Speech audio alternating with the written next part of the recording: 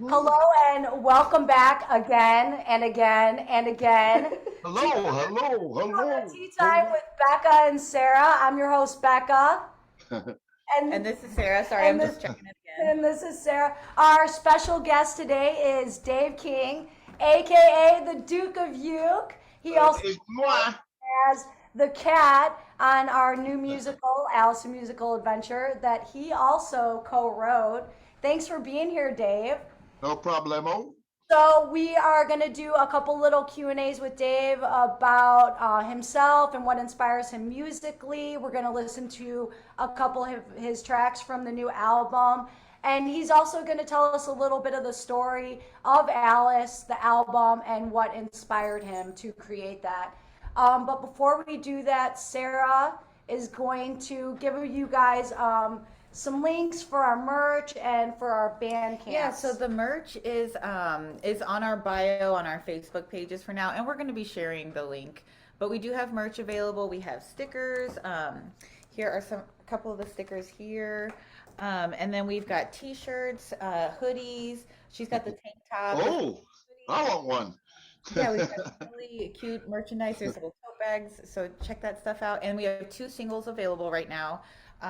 Welcome to the Garden featuring Olivia Tash and Queen's Rules, which we released Thursday with a video. And that's by Lorraine Anderson. She's the queen. So we've got those two songs available on Bandcamp for purchase and then also available streaming wherever you like to listen to your music. Um, All right. yeah. That's it. All right. All right, Dave, are you ready? You ready to Sure, answer some questions for us? let's do All it. right. Question number one. Where did you grow up and where do you live now? I grew up pretty much in Urbana. Very early in life, I was in California, but I came here to Urbana when I was 5. Pretty much just grew up there. And Yeah. I'm living temporarily in Washington on Bainbridge Island right now, but I'll be back in Urbana soon. Yeah, you're going to be back living in the Champaign Urbana area very Yes. soon, right? Which Yeah. we actually If just found everything goes out. right. Yeah. Yeah, Dave We're King's so coming back. excited. We're really excited about that. And you've traveled around a little bit too. You're in Seattle right now with your Yeah. family, Yeah. and you've Bainbridge also Island. spent some time in New Orleans, Yep. back and forth. Awesome. Yep. So, what inspired you to get started in music? How old were you, and what did that look like for you? Probably right. I mean, I started writing silly little songs when I was a kid. Um, but then when I was a teen, I started writing poetry. And then I figured music would be a better way of getting poetry to the people. So yeah, I just started hearing music in my head and started composing songs in my head before I knew how to play anything. And then eventually I learned how to play instruments and how to actually make songs in real life. So that's how that happened. What were some of the artists that influenced you at that age, like when you were really young and just kind of starting out? Um, a lot of people laugh, but the Osmonds have a very good album called Crazy Horses. It's the heaviest of all the Osmond albums. It borders on pop metal. Pop and the I'm Yeah. gonna check that So out, no, actually. it's insanely good. And I when I was very young, I liked Elton John a lot. And I didn't like the Beatles because I thought they were scary hippies. But then I went and got Sergeant Pepper when I was 10, and that started a long relationship with the Beatles that was only broken in my teens by Bowie. By I had a brief relationship with Bowie for a while, where I spent time with each and every one of his albums. So it's mostly those guys, mostly Yeah. in the B's. Bowie, Um, Beatles, Beethoven, Bach. Bach, the I Bees, haven't worked up to C yet, but the I'm looking forward to the Bosmans. Cranberries and the Cramps. Is there anyone that you are listening to right now? Any tracks you're into right now? Well, literally just 20 minutes ago, I listened to Martha Hoople's Bowie wrote the song, but All the Young Dudes, just astounding, so good. Yeah. Um, that's what I listened to the most recently. Yeah, I'm not even sure what I'm listening to now. Just bits and pieces. I've been listening to a lot of covers. I just listened to a beautiful cover of Penny Lane by 4 people with like cellos and violins. I don't know. I'm all over the place. The little YouTube rabbit holes. Yeah. All right, one more question for now, and then we're going to actually listen to the first track on our new album. We're going to listen to Ladies and Gents. Dave sings lead vocals on that as the cat. So last question for now is if you could have tea or coffee with any musical artist, past or present, who would it be and why? Man, can we have a couple people over? Yeah. We'll have a little group. Oh, yeah. So it'd be Sid Barrett. Dream team. Sid Barrett, Paul McCartney, John Lennon, Captain Beefheart, Eric Satie, my favorite eccentric French composer, and Amadeus. I want to see if he's at all like the movies. That's awesome. That's a really good answer. Can I come too? Yes, absolutely. Am I invited? Yeah, Becca and Sarah? Oh, yeah. Yeah. We'll live stream it when it happens. We'll live stream. Yeah, I'm sure. Yeah, everyone will want to watch that. All right. Well, we're gonna pull up. We're gonna listen to "Ladies and Gents." This song Dave sings lead vocals on, and it is the very first song off the new album. When we come back, Dave's going to tell us a little bit about this song and the story of Al.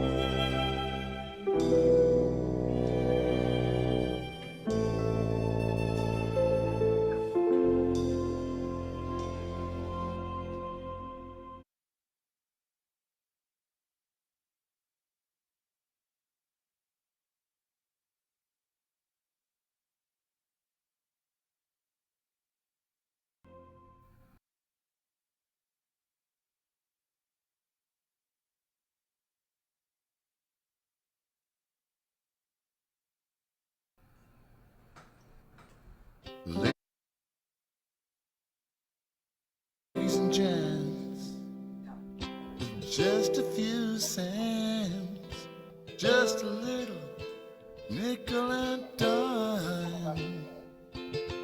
Tickets are available at the door, just sure to have a marvelous time.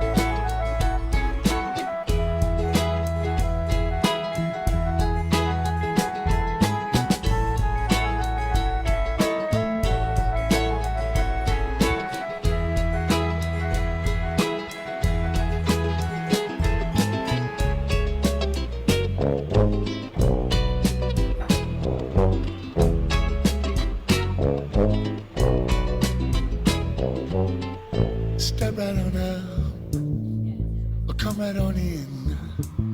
Yeah, we're ready to roll, and the show is just about to begin. So come on, step right on up, come right on in. Yeah, we're ready to roll, and the show is just about to begin. Ladies and gents, just have dance, break my door in. Tickets are available at the door, and the show is just about to begin.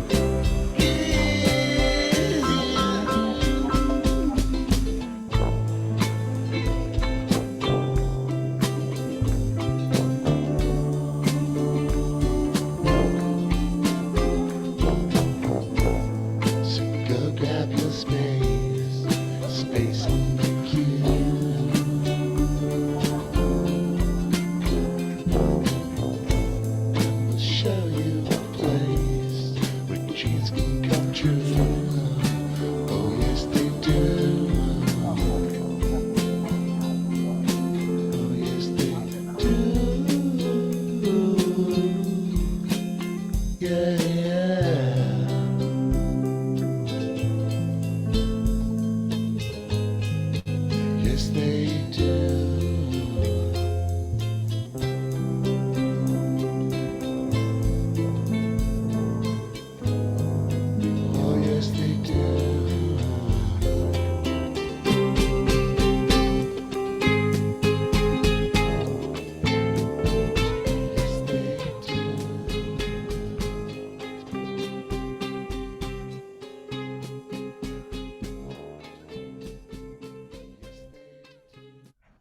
Okay. Nice, very Nice good. manual fade. Thank Yeah, you. we had to Thank fade you. that. Well That faded. song, that song happens in two parts because then we're gonna go into Remember When right there with Kenna.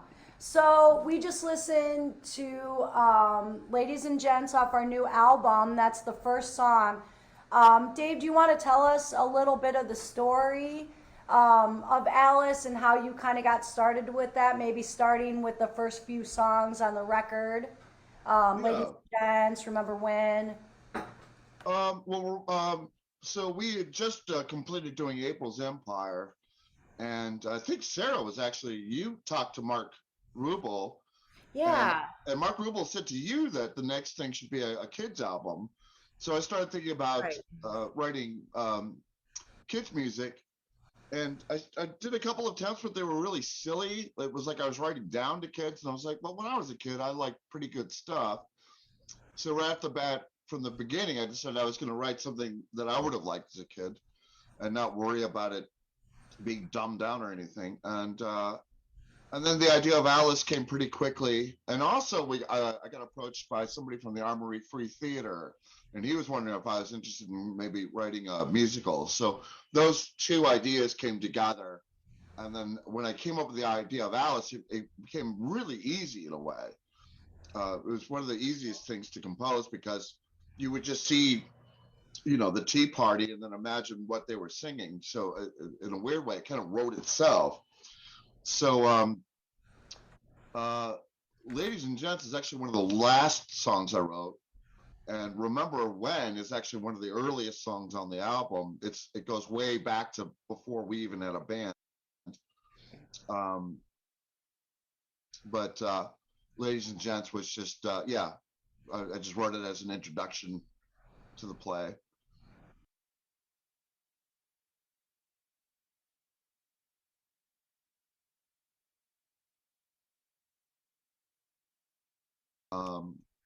And then Time Flies. Yeah, which was a lot different. You remember, we recorded a version of that was completely different. Oh yeah. Because you would think with Time Flies that you'd want it to be very fast.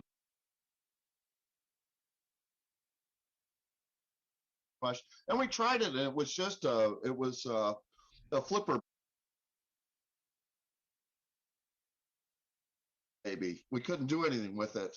And so pretty late in the game, that's one of the last songs we recorded, I think. Oh yeah. And it was just a radical reapproach to it where we just went, let's go mellow with it, which is kind of contrary to what you'd think it should be. But so that took a little tweaking. I had it around for a long time, but the original version just didn't, when you actually heard it, it just didn't work that well. So yeah. And then we have Tumbling Down right here, Tumbling Down. And then Pool of Tears, those are actually, we just listened to those at our last live stream. Okay. With Kenna. Yeah, with Kenna. Yeah. We had Tumbling Kenna. Down might have been the first song that came to me when I was thinking about Alice. She first goes either down that or Tea Time. Those the two rabbit came hole. really early. Yeah. And it was just imagining her, what she would be singing, while going down. So yeah, that was probably that and Tea Time were probably the oldest ones. Going back, I'm not even sure, like 8 years now, 9. Yeah. It's been that long. So those have been floating around for ages. Yeah. And then the last one in this section, we're gonna Take a Sip.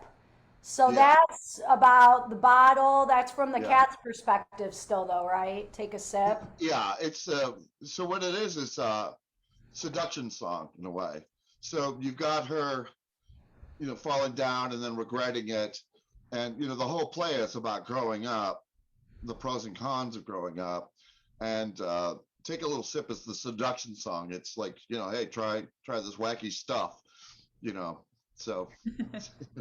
Nice. Hey, take a puff of this, take a sip of this, But it also gets her out of her funk.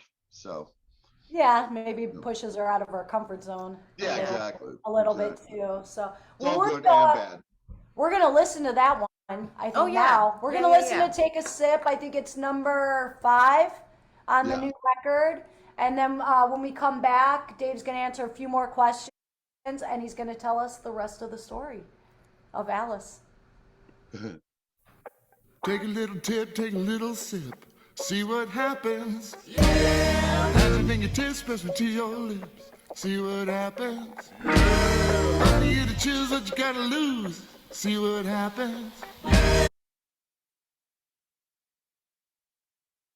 Take a tip from me, take a sip of me, see what happens. Yeah, yeah. Change is just the name of the game. Yeah. Winds twist where the twig resists.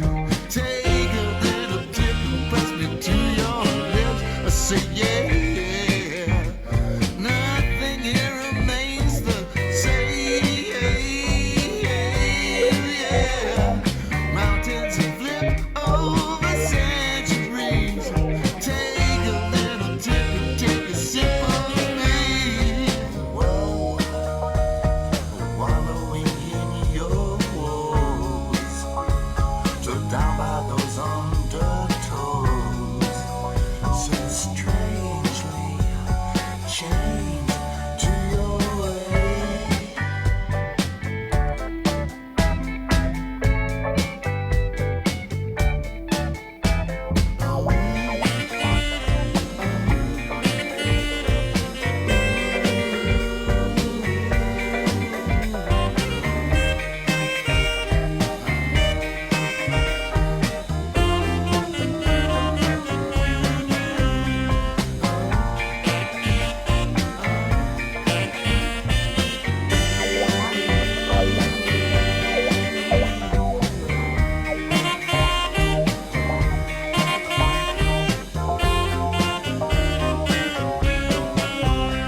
Here's a little tip, yeah.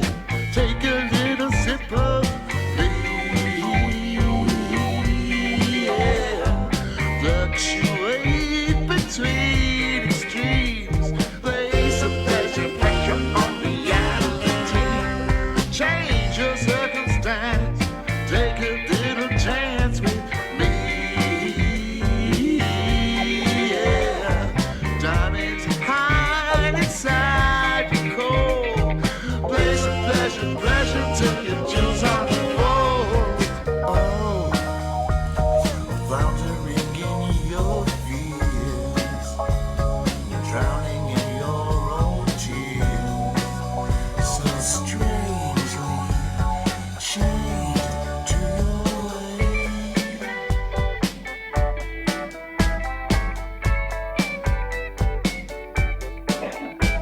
Right at your fingertips, take a little sip of me.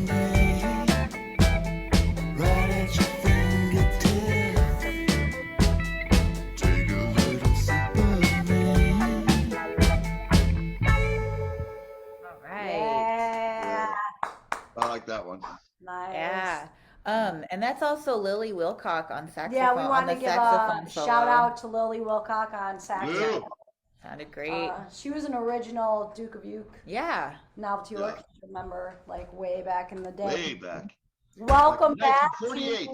to Tea Time with Becca and Sarah. We are here with our very special guest, David King, aka the Duke of Uke, aka the Cat, from our new musical, Alice, musical adventure. Speaking of cats, I think of your tabby crack. So I got one more question for Dave, and he's also going to tell us the second half of the story of Alice and his inspirations behind that. Last question I had, Dave, it's kind of an involved question. You identify as the Duke of Uke, the artist Duke of Uke. Can you tell us a little bit about that journey from the beginning with like your bedroom bootlegs and your early albums to your time with the Duke of Uke and Novelty Orchestra to how this all came about where we're at now? I'll tell you the key moments. So I did a lot of home recording before I ever played ukulele. And I remember I did a compilation of all my greatest hits or whatever. And I took it over to a coffee shop and very eagerly had them put it on. And they just kept turning it down. because it was very busy, intense stuff.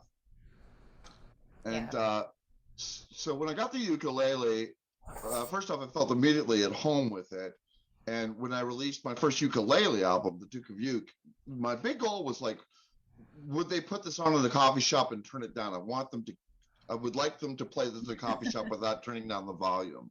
Right. And so it starts off very chill with Be My Love. And it's a very, it's just a very fun album to make. And I released it on my 40th birthday. And that's when everything kind of started. I started circulating that, and then doing a lot of live shows, and then running into you guys because I started to promote it. I started playing live more, and I went through a couple musicians before we found the Novelty Orchestra, and I named it the Duke of Uke Novelty Orchestra at first because there's another Duke of Uke out there. There's this chubby guy that does ironic. Like Led Zeppelin covers. Yeah. There's also ukulele. a ukulele shop called the Duke of Uke in London. Yeah. I mean, it's an obvious name. There's probably a lot of Dukes of Ukes floating out there. But I tagged on Novelty Orchestra kind of to differentiate it, even though I guess we've lost that tag now. But anyway, so yeah, when I first started it, there weren't that many people doing it, and they weren't even making that many ukuleles. And then, like over the years that I got involved in it, the ukulele world kind of exploded. They started making really amazing ukuleles. More people got into it. When I started, it was just a really weird, rare, kooky little instrument. And I had a tiny little one that I got from a pawn shop. I traded a Game Boy for it. And mostly because I didn't want to be bored waiting for buses. And I thought, if I've got this little ukulele, I won't get bored waiting for buses. So that was primarily why I got it. So and I felt right at home with it. I've loved the instrument. A lot of people have an association with it being at the time there was an association of it being a silly instrument or a folky instrument, and so naturally, because of how I play guitar, I just started playing very funky and bluesy on it, which kind of, I guess, produced a sound people weren't exactly expecting from ukulele, but it was cool, you know. Originally, my compositions were, my original goal was to write songs as though they were composed in the 20s and 30s. So the first batch that I did was very much in that category. There were songs that could have come out in the 30s, but then I pretty much dropped that as I went along. So, but yeah, that's how I got into it. Nice. All right. Well, we're gonna look at the second half of your illustrations Okay. for Alice, because a lot of this, you did a lot of these illustrations too. Yeah, originally this was a play that I was writing. It's a as play well. that you're writing, so we have Yeah. all the illustrations. We've been sharing those on our Facebook too. So it So was we've already originally kind of intended- talked about the first half of the record. So now we kind of want to hear how the story ends or what characters come next. I think after she sips the bottle, she goes to the garden, right? Yeah. I've got some really great images for the garden that you've made. Yeah. This one's really cool. Yeah, I like that one. I like the cat that's hidden over And we here. had Olivia on our very first live stream. She sang lead on this song, and she did a fantastic job. Yeah. There's even So another. Welcome to the Garden is based on there's Joseph Campbell, the guy that wrote A Hero of a Thousand Faces. He was talking about how people talk about the Garden of Eden being this wonderful place, and he goes, nothing would have happened there. Like, it would have been a horrible place. There's no conflict, nothing happens. And so I wrote Welcome to the Garden is like the Garden of Eden. And the point of it being, if you're in this supposed nirvana, but like nothing's happening, it's kind of messed up, like we needed the original sin to get out of the lack of duality or something like that. But anyway, so Welcome to the Garden is all about just being like in a static state where nobody can remember anything, and it's always the same time, and like how boring it would be not to have conflict. Even though it would be nice not to have conflict, it'd be boring. So that's what that's about. Yeah, where every day is exactly the same. Yeah. Groundhog Day, yeah. And also keep in mind that the subtext that's going on is so I was writing this with a friend of mine, and we decided that we would make the emotional core like the first day of junior high school. Like I wanted to tap into something I went through, and so it's all about awkwardness of change, and it's also about like the flowers are these horrible cheerleaders she meets, and then the caterpillar's the next person, and he's like a cool stoner, and Yeah, and so and that leads into the next song on the record, yeah, the caterpillar's query. Caterpillar's Query with Dave Yeah, Pride on and that's lead actually vocal. when it starts getting a little weirder too. So we've gone from kind of normal songs into slightly weirder and weirder and weirder music. Yeah. Yeah, which is what I wanted, you know. So yeah, then the Caterpillar's Query, and the Caterpillar's Query was a fun song to write because, you know, I grew up with psychedelic music, and it's all like, you know, very good advertisements for drugs. But I wanted to do a drug song that was hilariously honest about how silly drugs can be. So I had to sing whenever I did whippets, I would have these profound revelations and completely forget them. And I had a friend write them down, and they didn't make any sense. So I would figure out the entire universe, but then immediately forget it. And so that's really what the Caterpillar's singing about. I wanted to do a psychedelic song that was also kind of a critique of psychedelic songs, not slamming them, but just like an honest psychedelic song. Like sometimes it's kind of stupid what you'll come up with, you know. Yeah. Anyway. Was it originally called Gold? No, that was a different one. That was a different one. came Okay. later. Yeah. Gotcha. Caterpillar's Query. It's not an old one. Yeah. I feel like it came pretty late in the game. Welcome to the Garden was a very old one for this. Like it was one of the first batch, but I think we came up with Caterpillar's Query much later on. Yeah. Yeah. Let me And pull then up there's- another. And then after that is we It's go tea into time. tea time. Yeah, it's time for tea. And that's one Sarah's of the gonna- absolute first ones. That's I feel like it's the first one I wrote for the whole musical, and it's kind of what kept me encouraged to keep. Like I had so much fun writing it that it kind of got the ball rolling. Once I wrote Tea Time, yeah, Tea Time was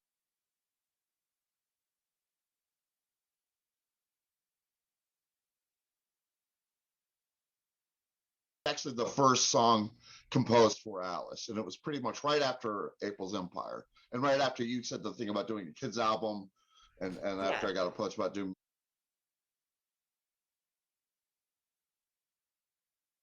musicals. The very first one was Tea Time, and it was so much fun to do because I feel like I didn't have to do any work. I just had to write down what they would sing. It's like, so it's the easiest composition in the world to do. It like came right to you. Yeah, I mean, I barely had anything to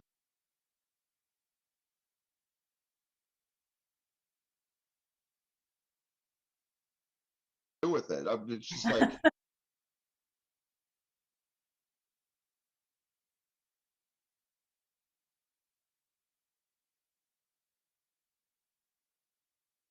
this is what they would sing. Just write it down. You know, don't get in the way of it. There's a great quote. Somebody's like, "How were you able to make such an amazing sculpture of an elephant?" And he goes, "I just got to the parts of the marble that weren't an elephant." And that was like this. It's like it was already there. I just had to not. I mean, the song was obvious. I just had to not get in the way or mess it up. I just had to let it be itself. Yeah. So it really wrote itself. It was so much fun. I felt like more like a reporter than a composer. And getting Eric on it, Eric did such an amazing job. Yeah, with Eric, his performance. shout out to Eric Sizemore as a Mad Sizemore. Hatter. Are you guys Which going to do an interview with Eric? We know we Yeah, gotta do one and with you guys him. will hear when we release the album officially Yeah. on October. Yeah, you got to interview him. He's a hilarious guy, and Yeah. he nailed it. Oh, nailed he it absolutely hard. Yeah. Yeah, He's a yeah. voice actor, so he really got into the character and brought Yes. it to life. And he's got an amazing sense of comedy. He Yeah. does. I've never worked with anybody that could do vocal comedy better than him. His his timing and his delivery are just like brilliant. So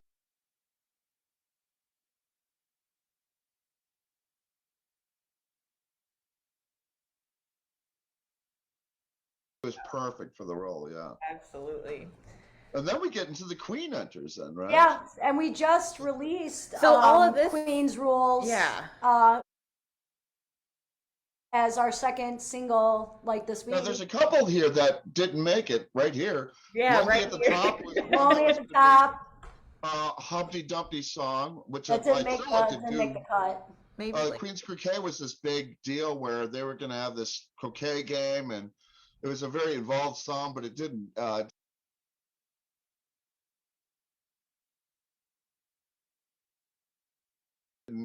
age well. Deleted scenes. Yeah, I don't even think I ever even approached it with even a prototype of that song, Sarah, because it died a sad yeah, I death. was like, I don't remember what this illustration is. Yeah, the Queen's Croquet was they were going to have this giant croquet game using flamingos and stuff, and yeah, it just didn't work very well. And I had also Tweedledee and Tweedledum rap battle that I had written. So Tweedledee, Tweedledum, and Dumber, like a lot of stuff. I mean, maybe that some of these. yeah. Yeah, let me fill you in on your situation. Look for it's like them giving her bad directions or something like that. B-sides. Yeah. We've got a couple B-sides from this record. I mean, there were songs that we did actually work on that just didn't quite make Yeah. it. Right. Yeah, for every song that made it, there's a lot that didn't survive. We had to sell There was going to be a whole trial song that never happened. I ended up using these in the video where like the Queen is talking to Alice in the verses and stuff for Queen's Rules, and I thought that worked pretty good actually. Yeah, what it was, there was a lot more at the end here. But I feel like we nailed all the basic drama we needed with the songs we had. We went from like 8 songs to 3. Mm-hmm. Yeah, there was a song like just Alice and Monica. I mean, the thing is, it was I really had to strip it down to the bare essence. Otherwise, it was really ponderous at the end, and it was really end heavy because there was all this stuff between the Queen and Alice that just didn't. I mean, all the drama that you need is the Queen just showing off how rigid she is, and then you pretty much got it. And then off with their heads, Right. So we were able to narrow it down to just a couple things. It got really busy at the end, and I had to strip it all back. In fact, we recorded 2 additional songs after the finale that we chopped off. So a lot of it was just getting rid of bulk material and stripping it down. Yeah, and just keeping what was really necessary. Yeah. So the Queen's Rules actually nailed down what I needed for her to do. And kind of establish the conflict. I mean, even in Alice in Wonderland, there's not much conflict until the very end. It's a weird structure, and it is weird having the Queen kind of strut in at the very end and having all your conflict loaded at the end. But it's kind of how we were. This whole thing isn't based literally on Alice. It's based on how we remember Alice. There's no quotes. Right. And that's how I kind of remembered it as a kid. Was like there was this goofy stuff, and then the Queen came in, and there was a sudden frou-frou, and then it was over, So it's basically more of my memories than the actual book. Yeah. And how and how does it end? Like the end, I mean, I feel like it's ambiguous in the Queen music. comes in and Too Good, the very last song, and she makes a couple of really kind of good points, actually. What I based it on was there's an old saying that it's amazing how much your parents grow between the time you're 18 and 22. Because you rebel against them, but then you get a little older and you get them. And so really what I wanted to do with that last song was the Queen is kind of Alice's fear of growing up, like a personification of her fear of being a grown up. And they collide, but then in the end you see the humanity of her thing. And so as you can tell from the drawings, I was going to have a grand finale where they kind of, where the pages fold in and it's half Alice, half Queen, like they've become like one entity or something like that. It's abstract. And like if somebody would do a play, it would be up to them to decide what to do with it. All I know is that she's about to execute Alice. Then Alice realizes it's a dream. And because it's a dream, she's actually in charge. And the Queen suddenly stops being super attacking and is almost like defending herself because there's this revelation that she could just chop your head off. That's kind of what was going on, and I feel like that's kind of what happened in the story. I made it a point not to reread the story. I wanted to because I didn't want to rip it off, but I seem to remember that Alice kind of discovers her power in it, and so anyway. Yeah, I love that. That's a Yeah, great that's ending. awesome. That's Yeah. perfect. Yeah. Awesome. Well, I think that's it. I think we're pretty Yeah. much end of our All program. right. Yeah. We're gonna be back October 2nd in 2 October weeks. Yep. 2 We're gonna p.m. have Jerry the Gov Brown. Yep. He is co-executive producer on the new record. So he's gonna come and sit and talk with us. And I might be with you guys then. Yeah. And Yeah. hopefully you can be on this end. Yeah, and Yeah. hopefully Dave will be alive in studio with us. Yeah. Yep. If all All works right. out, if it all works out, yep. All right. Well, thank you so much. You guys come back in 2 weeks and we will see you then. Have Sounds fun. good. Bye, baby. Bye.